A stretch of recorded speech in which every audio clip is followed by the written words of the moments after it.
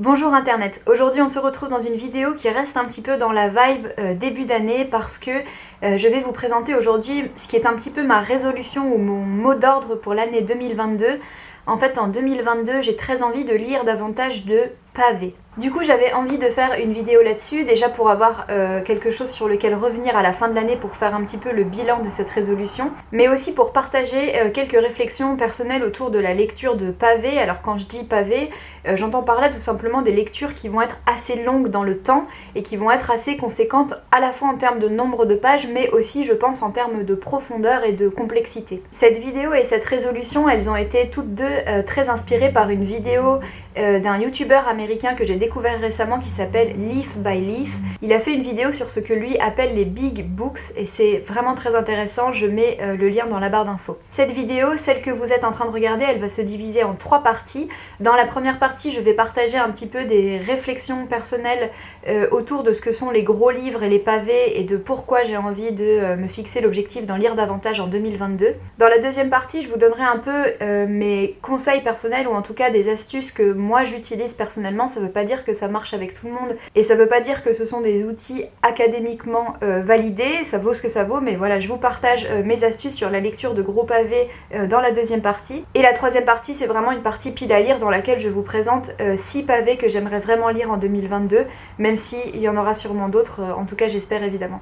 Si j'ai envie de lire davantage de pavés en 2022, c'est parce que je trouve qu'il y a dans ces lectures quelque chose d'assez singulier. Et alors attention, là dans ce qui va suivre, je vais pas dire que lire des pavés c'est mieux que lire des livres plus courts. D'aucune manière c'est le propos de cette vidéo, c'est juste qu'en tout cas il y a quand même de fait une expérience de lecture qui va être différente par le fait que ça va s'inscrire vraiment dans la durée. Et c'est vrai qu'il y a dans ce rapport au temps quelque chose qui m'intéresse beaucoup et en tout cas quelque chose qui semble se jouer parce qu'il est quand même assez fréquent que dans mes lectures les plus marquantes de l'année, il y ait des pavés ou qu'en tout cas j'ai un rapport particulier avec des livres qui m'ont accompagné sur une plus longue période.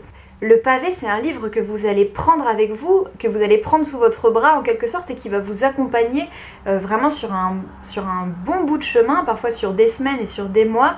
C'est un livre que vous allez transporter avec vous en traversant des états émotionnels beaucoup plus variés, en traversant beaucoup plus de lieux, beaucoup plus d'événements, etc. Et ça, je pense que ça teinte quand même la lecture et que ça teinte quand même la manière dont l'histoire va se déposer à l'intérieur de nous et l'empreinte qu'elle va y laisser. Et c'est marrant parce que dans sa vidéo, Leaf by Leaf, il compare un peu la lecture d'un pavé, enfin en tout cas d'un livre assez conséquent à la fois en termes de pages et à la fois en termes de profondeur ou de complexité.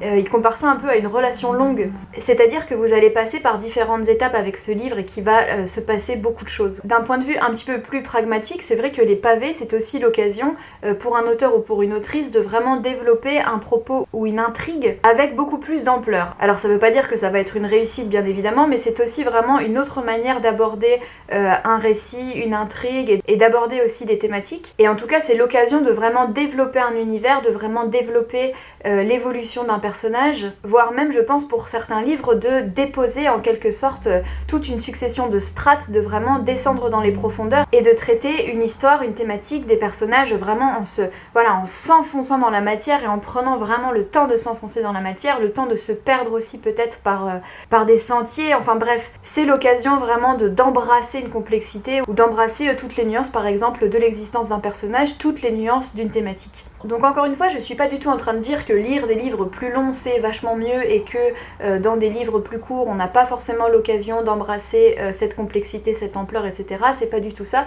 c'est juste essayer de dégager un peu la singularité de ces expériences de lecture et de pourquoi moi ça m'intéresse là en 2022 de vraiment me motiver à laisser davantage de place à des livres comme ça. Parce que le problème aussi des pavés c'est que on sait en fait que ça va demander donc cette inscription dans la durée et que donc ça va demander une forme d'investissement, que donc ça va demander de repousser les sollicitations de temps de tous les autres livres qui nous attendent et qu'on a tellement envie de lire pour vraiment se consacrer à un seul pendant une période qui va être assez longue. Et ça c'est quelque chose qu'on peut avoir tendance à repousser ou qui peut sembler un petit peu décourageant au début. Néanmoins je pense que la satisfaction quand on arrive au bout elle est plus grande et qu'en tout cas l'empreinte laissée est vraiment différente. Je crois que je commence un peu à m'auto-paraphraser et à répéter souvent la même chose, je pense que vous avez compris l'idée. Maintenant on va passer à la suite, les outils que moi j'ai développés et qui me facilitent la lecture lorsque j'aborde des livres assez conséquents. Alors je l'ai déjà précisé mais je le reprécise, je n'ai pas fait d'études de lettres. Donc les outils que je vais vous proposer là, c'est vraiment des choses que j'ai développées en autodidacte, qui peuvent s'inspirer de ce que j'ai pu voir chez d'autres personnes qui faisaient des études de lettres, mais on ne m'a jamais expliqué comment faire. Et en tout cas ce sont des outils qui fonctionnent pour moi, ça ne veut pas dire que ça fonctionnera pour vous, ça ne veut pas dire non plus que c'est une méthode qu'il faut appliquer. Si jamais vous avez d'autres astuces, n'hésitez surtout pas à les partager dans les commentaires. L'outil numéro 1 que j'utilise pour me faciliter la vie, c'est le post-it et le crayon. Quand je lis de manière générale, j'ai toujours un crayon ou un stylo avec moi, mais quand je lis des pavés, j'aime bien aussi avoir des post-it parce que cela va... Alors là c'est un exemple avec un pavé que je suis en train de lire actuellement, il s'agit de Chronique de l'oiseau à ressort de Murakami. Et j'utilise donc des post-it comme vous les voyez ici. Ces post-it, ça va vraiment être vos amis pour vous permettre ce gros bloc là, de le cartographier, de le découper, de le préciser dans des segments qui vont vous aider à vous repérer dans cette forêt, dans cette immense zone inexplorée. Quand je commence le livre, je vais choisir par exemple une couleur de post-it avec laquelle je vais marquer systématiquement l'entrée en scène d'un nouveau personnage. Je vais aussi par exemple utiliser une autre couleur de post-it pour chaque événement que je considère comme important ou marquant. Si vous repérez un pattern ou une thématique ou un élément qui revient souvent, vous pouvez commencer à le marquer avec un post-it. Par exemple, il peut y avoir un personnage, ça lui arrive assez fréquemment de se retrouver devant une église par exemple, et vous vous dites tiens c'est marrant, ça revient souvent, je vais commencer à marquer les endroits où il y a une église qui apparaît. Ça peut vous permettre de... Enfin voilà, de donner un peu une autre dimension à votre lecture et d'essayer de dégager un petit peu des éléments qui reviennent, des thématiques, et d'ordonner un petit peu votre pensée sur ce que vous êtes en train de lire. Il y a des gens aussi qui tout simplement marquent les passages qui les ont émus ou qu'ils ont trouvés esthétiquement ou stylistiquement intéressants. Les post-it, je pense que chacun peut trouver sa méthode et que ça peut aussi beaucoup changer en fonction du livre que vous êtes en train de lire. Ce qui est sûr, c'est que pour moi c'est très utile parce que ça aide en fait à transformer en fait ce bloc monolithique en fait, à vraiment le jalonner, le cartographier à votre manière et pouvoir commencer à vous l'approprier et à vous repérer à l'intérieur. Quand vous le divisez comme ça en petites strates, c'est comme si ça vous donnait l'occasion de vous repérer dans des fragments qui sont beaucoup plus petits. Et je trouve qu'apposer aussi physiquement quelque chose sur le livre, c'est une manière de se l'approprier. Ensuite, le deuxième outil, c'est la prise de notes. Alors attention, là je pense que c'est quelque chose qui peut faire peur ou qui peut sembler un petit peu rébarbatif. À aucun moment je pense que c'est nécessaire d'en passer par là pour lire des gros bouquins, je vous partage juste moi ma manière de faire. Sachez que je prépare une vidéo entièrement dédiée sur mes prises de notes, sur mes carnets de lecture, sur comment je m'organise dans mes lectures, etc. Ce qui peut sembler un peu prise de tête, mais sachez que ça intéresse des personnes visiblement. En tout cas, si ça vous intéresse, n'hésitez pas à vous abonner à la chaîne pour ne pas rater cette vidéo. Mais ce que je peux déjà vous dire et qui va être intéressant pour les pavés, c'est que systématiquement quand j'entame un livre, que ce soit un pavé ou non, je crée une note dans mon téléphone, donc avec l'application, je sais pas si vous pouvez voir, mais c'est simplement avec l'application notes de l'iPhone dans ce cas-là. Et dans ce fichier, je vais prendre quelques notes au fur et à mesure de ma lecture, mais juste des impressions. L'avantage de le faire avec le téléphone, c'est que c'est quelque chose que j'ai toujours à côté de moi, dans ma poche, ou posé à proximité, et que ça me permet de ne pas me trimballer avec tout un décorum d'avoir dans mon ordinateur des templates à remplir ou un carnet avec des fiches, enfin bref, j'ai pas besoin de tout ça, et la note dans le téléphone ça me suffit amplement. Donc comme je le disais, ça peut me permettre soit de retracer un peu des impressions de lecture, par exemple quand je viens de lire un passage qui m'a particulièrement choqué ou frappé. Et dans le cas des pavés ou des romans qui vont être un petit peu complexes, et en fait quand je dis ça, je pense notamment aux gens qui vont lire des très gros romans russes, par exemple de Dostoïevski, ou des gens qui vont se lancer dans Anna Karenine ou des choses comme ça. Là c'est quelque chose qui peut vraiment vous aider. En fait quand je me sens un petit peu dépassée par le nombre de personnages ou par des temporalités qui vont être différentes et qui vont se mélanger, je fais juste dans ma fiche une petite liste des personnages avec le nom du personnage et puis en 2 mots qui c'est, enfin voilà. Et ça me permet de pas décrocher de l'histoire juste parce que j'ai oublié ce personnage d'où il sortait quand il y en a énormément. Donc je récapitule, une note dans le téléphone avec soit simplement des impressions à la volée, un événement marquant, des questions que je me pose pendant ma lecture, etc. Soit, si le récit est un petit peu compliqué et que j'ai peur de me perdre, une liste des personnages avec un bref rappel de qui est qui. Le troisième outil que j'ai pour lire des pavés, c'est de essayer de faire des choses pour garder la motivation. En fait, comme le dit Leaf by Leaf dans sa vidéo, lire un pavé, c'est vraiment comme une relation sur le long terme. Et donc, il peut y avoir, notamment au milieu de la lecture, des moments où on se sent un petit peu lassé, où on a envie de passer à autre chose. Alors là, je ne suis pas du tout en train de vous dire qu'il faut continuer votre lecture coûte que coûte, juste que peut-être parfois, il peut y avoir un petit regain de motivation ou un petit regain d'intérêt pour le livre qui va vous permettre de le terminer. Ça ne veut pas dire que vous devez terminer les livres à tout prix. Si un livre vous ennuie, abandonnez-le. La vie est trop courte et il y a beaucoup d'autres choses qui vous attendent. Mais si vous y trouvez de l'intérêt, que simplement il y a un petit peu de lassitude, parce qu'il est normal aussi que dans un roman long, il y ait des scènes ou des passages ou des timelines de personnages qui nous intéressent moins. Je sais que moi, c'est le moment où je vais essayer par exemple de réécouter un podcast ou une émission de radio qui parle de l'auteur ou de l'autrice, ou de regarder un documentaire qui parle du courant littéraire dont est issu le livre, ou alors que je vais relire quelques reviews positifs qui m'avaient donné envie de lire ce livre, etc. Enfin, qu'en tout cas, je vais aller intentionnellement rechercher à nouveau les raisons qui m'avaient fait ouvrir ce livre et les raisons pour lesquelles ça m'intéressait, histoire d'entretenir un petit peu ma motivation et d'entretenir mon intérêt pour le livre, même si je suis un petit peu dans un petit passage à vide.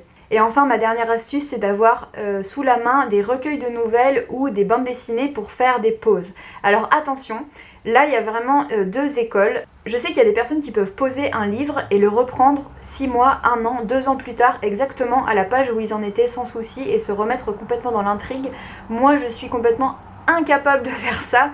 Moi, si je pose un livre un peu trop longtemps, il est à peu près certain que je l'ai abandonné et que si je le reprends un jour, je le reprendrai depuis le début. Et donc mon école entre guillemets à moi, c'est que si vous voulez faire une pause dans un livre, il est quand même, je crois, dans votre intérêt, en tout cas moi, il est dans mon intérêt que cette pause ne soit pas trop longue pour que l'univers du roman ne me quitte pas complètement, parce que je sais que si je le pose trop longtemps, en fait ça veut dire que je suis de manière plus ou moins consciente ou assumée en train de l'abandonner. Mais quand j'ai vraiment besoin de m'aérer l'esprit, j'aime bien faire une pause avec quelque chose qui soit court, par exemple une bande dessinée ou par exemple les recueils de nouvelles. Moi, c'est vrai que j'ai quand même une très très grande affection pour la forme de la nouvelle, et c'est là qu'on voit que deux formes artistiques un peu extrêmes peuvent très bien se compléter, parce que voilà, pour faire une pause dans un livre qui est très long, revenir à ce format très condensé de la nouvelle, je trouve que c'est très intéressant et je trouve que ça permet vraiment de s'aérer l'esprit sans s'éloigner trop longtemps du récit dans lequel on s'est plongé.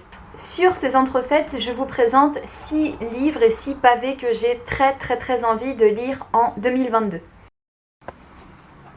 Alors sur ces entrefaites, on est finalement le lendemain, j'ai eu un problème de batterie. Je vous présente donc rapidement 6 pavés que j'aimerais bien lire en 2022. Je pense que c'est un objectif raisonnable, ça fait à peu près 1 tous les 2 mois. Donc il n'est pas impossible que ce programme change bien évidemment, mais en tout cas voilà 6 livres qui me font très envie, pour certains depuis assez longtemps. Le premier, je vous en avais déjà parlé parce que ça fait un petit moment qu'il traîne dans ma bibliothèque. Il s'agit de Les raisins de la colère de Steinbeck. Alors Les raisins de la colère, c'est vraiment un roman qui revient très souvent lorsque des gens me conseillent des choses qui seraient susceptibles de me plaire. Les raisins de la colère se passent au moment de la Grande Dépression et on va y suivre une famille qui va être contrainte de fuir à travers les États-Unis en raison de la sécheresse et d'abandonner ses terres en raison de la sécheresse, et qui va donc chercher du travail voilà, dans une sorte de périple à travers les États-Unis. En tout cas, c'est ce que j'ai cru comprendre. J'ai très envie de découvrir ce livre parce qu'il me semble traversé par des thématiques qui m'intéressent énormément, mais aussi parce que c'est vraiment une pierre angulaire de la littérature américaine. Le deuxième, alors comme j'en parlais dans ma vidéo sur mes meilleures lectures de 2021, ces derniers temps j'ai vraiment des velléités de renouer avec mes premiers amours littéraires pour la fantasy, pour la littérature de l'imaginaire, et il m'a été très fortement recommandé de lire Ursula Le Guin, qui est une autrice vraiment apparemment classique de la fantasy que moi je n'ai jamais lu. Le cycle de Terre-Mer, il a été adapté, mais je crois, il me semble, de façon quand même très libre par Miyazaki dans un film d'animation. Je sais vraiment pas de quoi il va s'agir, c'est juste que voilà, je pense que c'est une autrice un petit peu incontournable pour se remettre à la fantasy. Et puis on m'a dit aussi que son œuvre était traversée par l'influence en fait de son métier et de ses travaux de recherche d'anthropologue. Donc je pense que ça peut être une manière assez intéressante d'aborder la fantasy. Donc là, dans l'édition que j'ai, on a les 3 premiers tomes de Terre-Mer qui sont réunis. J'ai très envie de lire ça et je suis assez excitée de me lancer dans l'œuvre comme ça d'une autrice emblématique que je ne connais pas encore. Ensuite, alors là je suis en train de me rendre compte que cette pile à lire elle est très axée littérature américaine. C'est vrai que quand même la littérature américaine et moi c'est une grande histoire d'amour. Et donc en littérature contemporaine américaine j'ai très envie de lire Middlesex de Jeffrey Eugenides. Cet auteur je l'ai découvert cet été, j'ai lu le roman du mariage, j'en avais parlé dans une vidéo que je vais mettre par ici. C'était vraiment une très bonne lecture que j'avais trouvée très érudite et très légère à la fois. Vraiment une lecture assez idéale pour l'été et j'ai très envie l'été prochain d'avoir de nouveau un roman de cet auteur sous la main à découvrir. Alors Middlesex je crois qu'il a eu beaucoup plus de succès que le roman du mariage, en tout cas il a gagné de nombreux prix. C'est un bon gros pavé hein, quand je l'ai vu en librairie, je pense qu'il doit faire dans les 700-800 pages et d'après ce que j'en ai compris il va être question vraiment là d'une saga familiale qui se passe en partie aux États-Unis et en partie en Grèce et il me semble que dans ce roman l'auteur va vraiment aborder et détourner un petit peu des motifs et des tropes de la mythologie grecque, des tragédies et des grands mythes grecs, mais adapté à une sauce un peu contemporaine dans son style. Et ce qui m'intéresse aussi particulièrement dans ce roman, c'est que d'après les résumés et les quelques reviews que j'ai pu en lire, on va y suivre un personnage qui est hermaphrodite, enfin en tout cas c'est le mot qui est employé, et donc d'après ce que j'ai compris ça va être une histoire qui va quand même être traversée par des thématiques autour du genre, autour d'un personnage qui va être flou dans son genre. Peut-être que c'est une histoire qui parle d'intersexuation, en tout cas si c'est le cas ça m'intéresse vraiment énormément de lire un livre avec un personnage principal intersexe. Donc voilà, toutes ces thématiques plus le fait que j'avais quand même beaucoup aimé le roman précédent de cet auteur font que j'ai bien envie de me lancer dans cette grosse brique. Ensuite, pour rester dans de la littérature américaine très contemporaine, j'ai vraiment très envie cette année de découvrir enfin John Irving. John Irving, c'est un auteur américain qui a vraiment fait des best-sellers. Je crois que depuis qu'il a écrit Le Monde selon Garp, chaque livre qui sort se vend énormément et fait énormément parler de lui. Je crois que c'est un auteur qui a un univers vraiment et un style aussi qui sont vraiment très particuliers. Et ce qui m'intéresse ici dans le cadre de cette vidéo, c'est que absolument tous les romans qui m'intéressent de lui, et je me demande si c'est pas le cas de tous les romans qui sortent en fait, sont vraiment des gros pavés avec énormément de pages.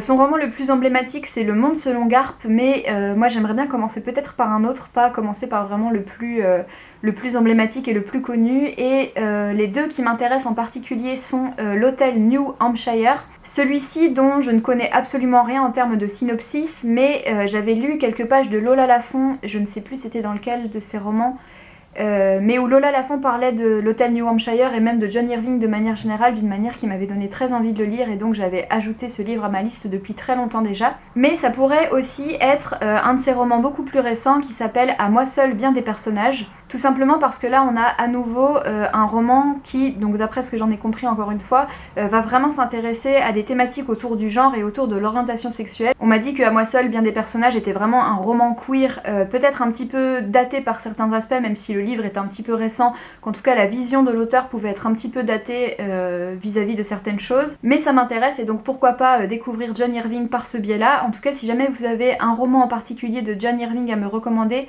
sachant que je n'aimerais pas commencer par Le Monde selon Garp, n'hésitez pas à me le faire savoir dans les commentaires. Et enfin, les deux derniers romans de cette sélection vont tous les deux être rattachés à la même personne, au même personnage, à la même thématique.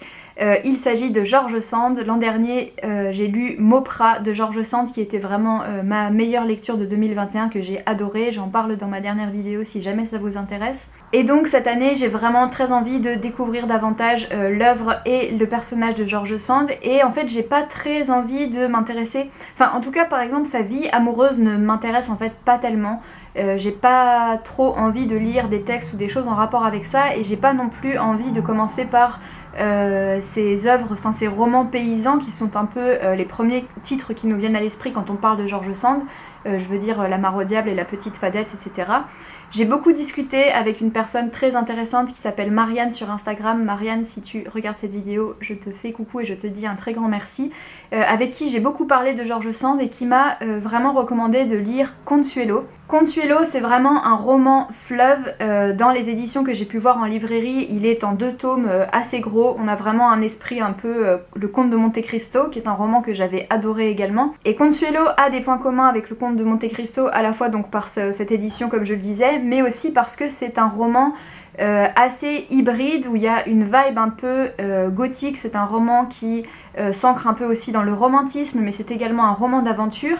Et tout comme Alexandre Dumas avec Le Comte de Monte-Cristo, c'est un roman que George Sand a écrit sous forme de feuilleton. On y suit la vie et les turpitudes d'une chanteuse italienne qui va beaucoup voyager d'après ce que j'ai compris. Et c'est un roman qui m'intéresse énormément, déjà par son ampleur, aussi par son mode de publication. J'ai très envie de découvrir un petit peu George Sand dans ce mode d'écriture du feuilleton, de l'écriture qui n'est pas forcément structurée, qui se fait semaine après semaine, et où elle va pouvoir développer un personnage et une intrigue sans forcément structurer à l'avance et sans forcément savoir où elle va. Une chose qui m'intéresse aussi énormément chez George Sand, c'est sa relation avec la musique, et je sais que c'est quelqu'un qui avait une très grande érudition musicale, et il me semble que c'est nécessairement quelque chose qui va être très présent dans Consuelo. Donc voilà, je crois que le roman en plus commence à Venise. Bref, il y a vraiment énormément de choses qui me font très envie, et comme auparavant dans ma vidéo je vous parlais de ce truc de la relation longue, ce truc de choisir un livre qui va vous accompagner sur un bon bout de chemin. J'ai très envie d'avoir un gros roman de George Sand comme ça avec moi pour une longue période, et je suis très excitée et très impatiente de lire Consuelo. Et donc le dernier livre, alors c'est un petit peu dans le même esprit, même si ça va être assez différent des textes que j'ai présentés précédemment. Cette année je veux lire la correspondance de George Sand et Gustave Flaubert, que j'ai reçu dans cette édition en cadeau pour Noël.